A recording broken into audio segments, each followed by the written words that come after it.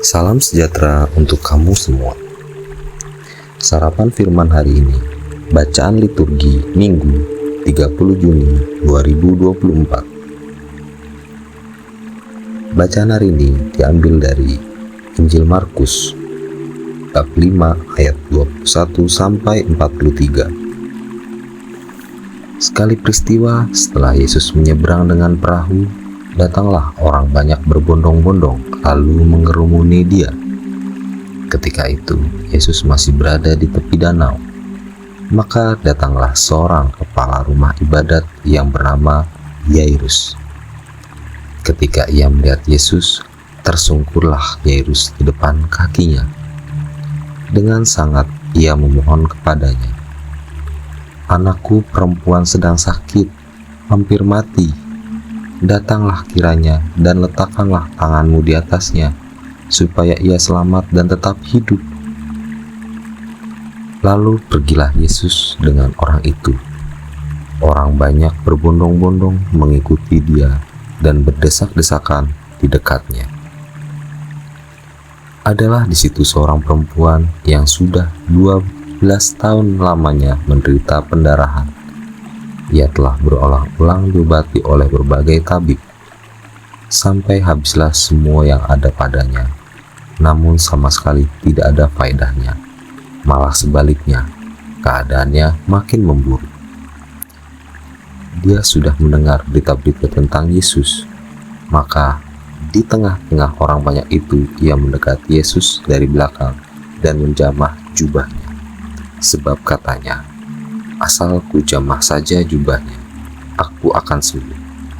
Sungguh seketika itu juga berhentilah pendarahannya, dan ia merasa badannya sudah sembuh dari penyakitnya itu. Pada ketika itu juga Yesus mengetahui bahwa ada tenaga yang keluar dari dirinya.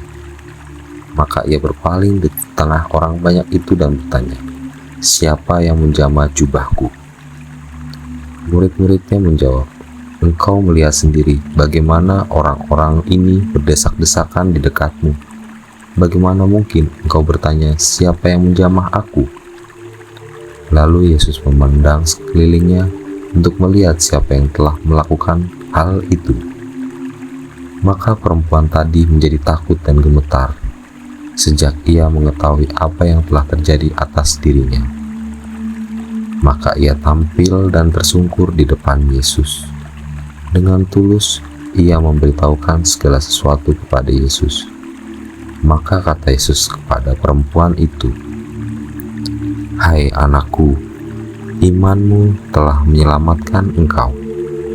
Pergilah dengan selamat dan sembuhkanlah dari penyakitmu." Ketika Yesus masih berbicara, datanglah orang dari keluarga kepala rumah ibadat itu dan berkata, "Anakmu sudah mati. Apa perlunya lagi engkau menyuruh guru?" Tetapi Yesus tidak menghiraukan perkataan mereka dan berkata kepada kepala rumah ibadat, "Jangan takut, percaya saja." Lalu Yesus tidak memperbolehkan seorang pun ikut serta, kecuali Petrus, Yakobus, dan Yohanes saudara Yakobus. Dan tibalah mereka di rumah kepala rumah ibadat itu. Dan di sana Yesus melihat orang-orang ribut, menangis, dan meratap dengan suara nyaring. Sesudah masuk, Yesus berkata kepada orang-orang itu, "Mengapa kamu ribut dan menangis? Anak ini tidak mati, tetapi tidur." Tetapi mereka menertawakan dia. Maka Yesus menyuruh semua orang itu keluar. Lalu ia membawa ayah dan ibu anak itu dan mereka yang bersama-sama dengan Yesus masuk ke kamar anak itu. Lalu Yesus memegang tangan anak itu seraya berkata,